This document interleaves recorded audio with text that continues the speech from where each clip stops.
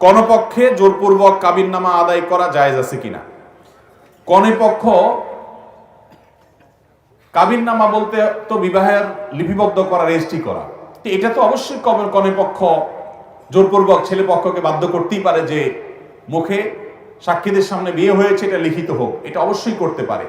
এই জাতীয় লেনদেন লিখিত হওয়ার পরে কোরআন নির্দেশনাও আছে, বিশেষ করে আর্থিক লেনদেন, এখানে অর্থের সম্পর্ক আছে বিধায় এটা লিপিবদ্ধ হওয়াটা বরং ভালো। এবং এই রাইট কনে পক্ষ ছেলে পক্ষ যে পক্ষেরই আছে যেন লিখিত হতে হবে, এটা করাটা এটা তাদের মন্দ কিছু নয়। কিন্তু এখানে কাবিননামা বলতে যদি মোহর বুঝায় থাকেন, হয়তো আপনি সেটা বুঝাইছেন, প্রশ্নকর্তা কি বুঝাইছেন আমি জানি না, যদি সেটা বুঝায় থাকেন তাহলে তার উত্তর শুনেন। আমাদের দেশে এখন বেশিরভাগ মেয়ের বাবারা এক বস্তা মোহরের টাকা ছাড়া তারা মেয়ে বিয়ে দিতে রাজি না।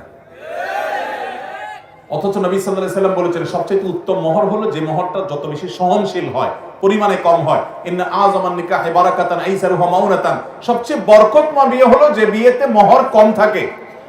এখন ছেলের বেতন 20,000, মোহর হলো 30 লাখ।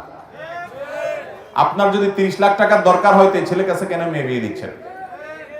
ভাইরা আমার, ভালো করে শুনে রাখেন, বিয়ের বরকত উঠে যাচ্ছে, ঘরে ঘরে সংসারে অশান্তি, বিয়েগুলো টিকছে না, ভেঙে যাচ্ছে।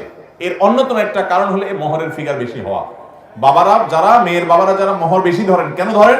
এই জন্য ধরেন যাতে করে বিয়েটা টিকে। অনেক টাকা ছেলে কোত্থেকে দিবে, এই জন্য যাতে তালাক দিতে না পারে।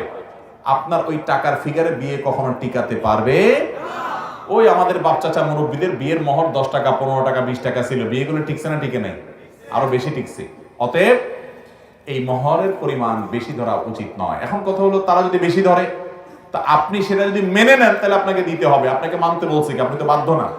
মেয়ের বাপ যদি বলে 10 লাখের নিচে আমি রাজি না, আপনার সামর্থ্য না থাকলে বলুন ঠিক আছে তাহলে আমি নাই, আপনাকে তো কেউ বাধ্য করে নাই। এটা সাবধান থাকতে হবে। অনেক ছেলে বুঝে না, বলে যে ঠিক আছে একটা কিছু দিয়ে দেন, এরপরে ফেসে যায়। ফেসে গেলে কিন্তু আর রক্ষা। 20 লাখ টাকা মোহর ধরছে, বিয়ে হয়ে গেছে, রাজি ছিলেন তখন, এখন বুঝছেন হায় হায় রে, এটা তো ধরলে হবে না, দিতেও হবে। এখন কোত্থেকে দিবেন?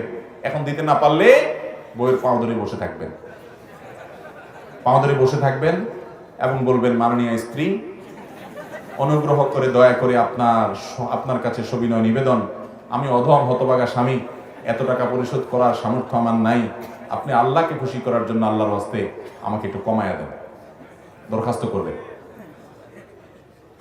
ভাইরা আমার, সকালে উঠে কি হবে শুনেন, বিয়েতে মোহরের পরিমাণ যখন অযৌক্তিক পরিমাণ ধরবে, আপনি সেখানে কথা বলবেন, বিনয়ের সাথে বলবেন মুরব্বীদেরকে যে আমার তো এটা দেওয়ার সামর্থ্য নেই। বুঝতে পারছেন কথা? রাজি হয়ে গেছেন তাহলে পরে আপনাকে দিতে হবে। কেউ জোরপূর্বক জমি দখল করলে তার আত্মসাৎ করলে শাস্তি কি হবে? দেখুন নবী করিম সাল্লাল্লাহু আলাইহি সাল্লাম বলেছেন, কেউ যদি কারোর কোনো জমি আত্মসাৎ করে, 1 বিঘা যদি আত্মসাৎ করে, 7 তবক জমিনকে আল্লাহ তাআলা তার গলা ঝুলিয়ে দিবেন। এটা ভয়ঙ্কর শাস্তি। এই জমিকে আমরা সাথে নিয়ে যেতে পারবো? আচ্ছা, যত জমির মালিক আমরা হই না কেন, এই মালিকটা কিন্তু 20, 30, 40 বছরের জন্য। অবাক করা একটা বিষয়, আপনার বয়স 40 বছর, এখন আপনি জমি কিনলেন, আপনি বাঁচবেন হয়তো 60 বছর বা 70 বছর, তাহলে 30 বছর আপনি মালিক, এরপরে অন্য কারোর হাতে চলে যাবে। তো এইটার জন্য আপনি কেন আত্মসাৎ করছেন? কেন আপনি অন্যায় করছেন? এর জন্য আপনাকে 7 তবক জমিন ঝুলিয়ে যখন শাস্তি দেওয়া হবে তখন চোখের পানি ফেলবেন। আল্লাহ তাআলা আমাদেরকে এই গুনাহ, ভয়াবহ আযাব থেকে বেঁচে থাকার তৌফিক দান করুন। ভাই ভাইয়ের জমি মেরে দিচ্ছে, আশপাশের জমি ঠেলাঠেলি করছে, এগুলো ঠিক না, এগুলো হারাম। ইমাম সাহেব নামাজ শেষ করে বড় বড় করে মুনাজাত করে, কিছু মুসল্লিদের ছুটে যাওয়া রাকাত আদায় করার সময় নামাজ ভুল হয়ে গেলে কি সমস্যা হবে? অনেক মসজিদে এটা হয়, সালাম ফেরানোর পর সবাই দাঁড়া দোয়া জিকির করবে, সেটা না করে ইমাম সাহেব হাত তুলে ইয়া লম্বা দোয়া জোরে জোরে শুরু করে দেয়, মাইক ফাটে ফেরানোর মতো অবস্থা। যারা 1 রাকাত 2 রাকাত ছুটছে, এই বেচারাদের কেরাত মুখ দিয়ে আসে না অনেক সময়। এটা কোনো অবস্থাতে করা উচিত না। ইমাম সাহেবকে বোঝাতে হবে যে আপনার আল্লাহর কাছে দোয়া করতে মনে চাইছে, আপনি করেন, কিন্তু আপনার দোয়ার আওয়াজের চোটে আরেকজনের নামাজে কেরাত ভুলে যাবে, রাকাত ভুলে যাবে, মনোযোগ নষ্ট হবে, এটা কখনো সঠিক কাজ হতে পারে